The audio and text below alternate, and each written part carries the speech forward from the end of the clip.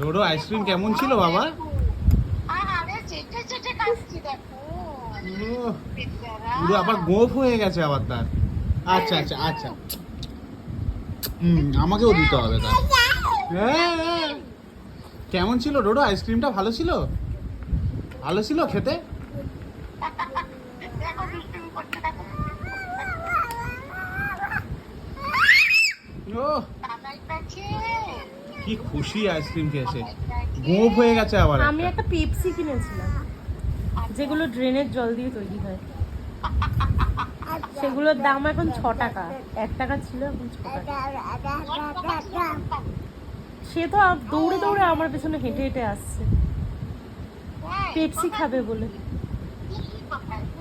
দোকান তো ডোডো কেমন লাগলো ডোডো? ওই 10 নম্বর পুকুর পাড়ে একটা দোকান আছে না, জেরক্সের পাশে, ওদের কোনো পেপসি আইসক্রিম সব বিক্রি হয়।